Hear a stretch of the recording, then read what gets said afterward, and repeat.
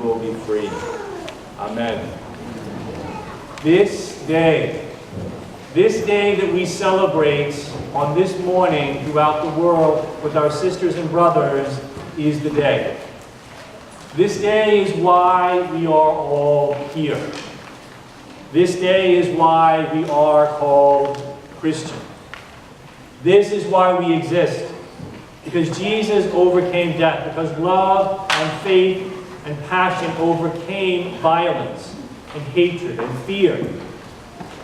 And in the end, death itself. We are a people of faith and we know Christ because of this day. See, what this day is about, my sisters and brothers, is hope in the face of confusion and darkness and pain. But it isn't always easy to focus on the Easter part of life, because Good Friday can be much easier to see. Good Friday is right here. It's undeniable. It's the fear and the violence and the darkness in our world. You don't have to spend a lot of time or look very far to find the Good Friday message. If you turned on the news this morning, you saw our sisters and brothers in Sri Lanka, almost 200 of them killed on Easter Sunday morning as they worshiped by acts of terrorism. On Easter Sunday morning. Good Friday is all too evident in our world. Pain is obvious. How we will be healed, the hope of being healed, is not always so clear. See, fear is in our gut. We know where it is. How we will pass through it, and if we will pass through it, we're not always so sure about.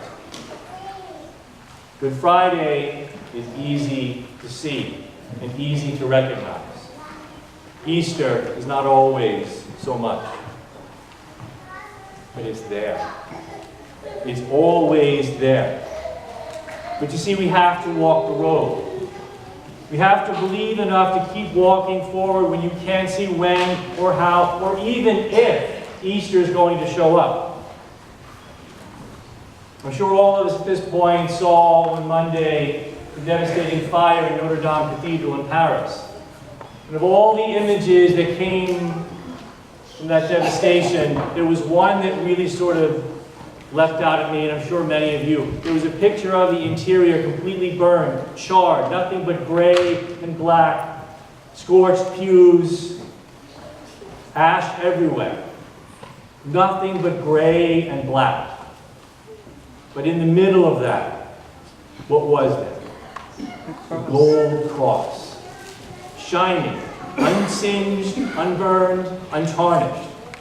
In the middle of that darkness and that gray and that destruction was hope. The gold cross that continued to shine. That was a powerful image for many, many people. That is the Easter message. Hope and goodness and resurrection in the midst of destruction. Yesterday, April 20th, as I'm sure many of us know, was the 20th anniversary of Columbine. And preceding up this week, CBS News did a feature that it does often called Note to Self.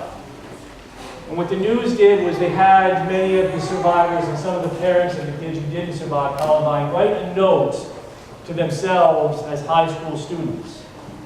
And there were some, as you can imagine, very, very powerful notes. But the one common thread through all of them was hope.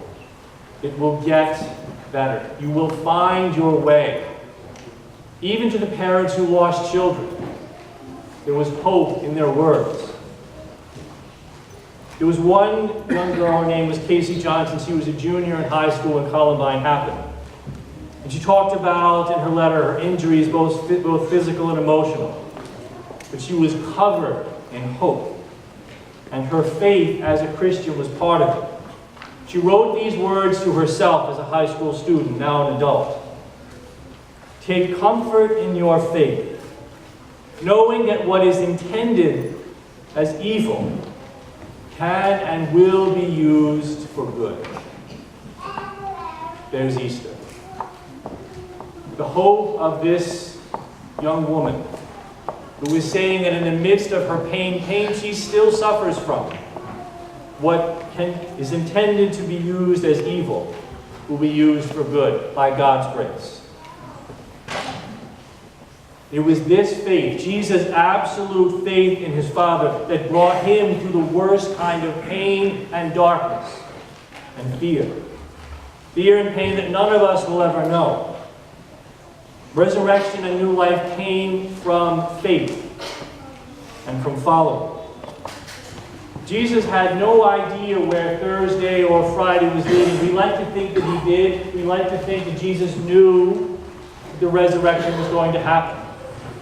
I don't believe that he did. He was human, just like all of us, afraid and confused and uncertain. What he did know is that he had to follow his Father. He had to move forward in faith. And that in the end, God would take care of everything. The darkness of this world, the Good Fridays are indisputable. Hope and healing and peace and reconciliation, marriages being healed, finding peace and healing and the ability to start living again after losing someone we thought we could not live without, are all much harder to imagine, harder to believe in.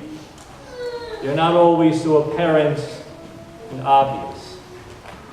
What this celebration is about is the fact that they do happen. They do happen, my brothers and sisters. Because that's who our God is. That's what Easter means. God has the goodness and the strength and the power to bring us through. The Spirit of God will transform the worst darkness and pain and confusion into light.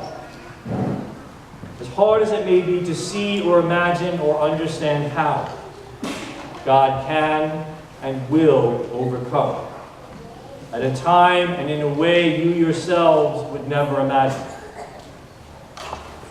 On the morning of Easter, Mary and her companions had no expectation they would ever find what they found. They were going there to grieve. They weren't looking for him on that morning, and yet there Christ was. See, God often shows up in ways and in people and places we don't expect. Very often God acts in ways that we don't see. Sometimes we are invited. We are invited to move forward and we don't answer. Because what happens with some people is Good Friday becomes an end point. Good Friday becomes where we put our focus. And very often, I tell you, my sisters and brothers, that where we focus is often where we will end up. The promise of Easter is the promise of a God that is too big and too powerful and too attentive to our individual lives for us to even imagine. This is our God. The God who made this completely unreasonable, illogical, irrational, and unscientific thing occur. And this is the God who is part of every one of us. The God who defies logic and predictability and reason. The God who creates new beginnings out of endings. The God who sees this amazing future for us and has an incredible plan laid out, even if we don't see it. Jesus Christ rose from the dead because of his faith. Because he trusted in God when he couldn't see God or feel his presence. Last Sunday, I'm sure many of you are aware, was the premiere of the final season of Game of Thrones. And one of the catchphrases throughout Game of Thrones is, "The winter is coming. The winter is coming."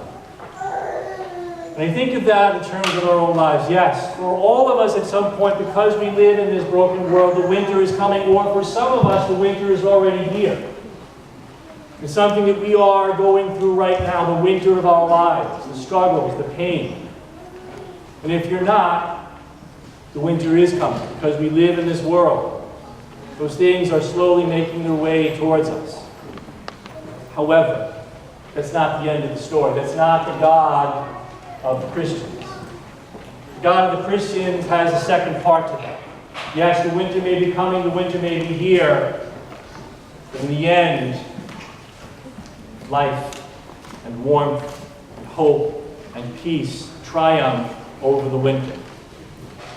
For Christians, that is the end of the story. That the impossible and the unimaginable happen because of faith. So live as Christ did. Listen to his word. Live his example, not the example of this world. And great things will happen in your life. Be ready for them. He is risen. Amen. Hallelujah.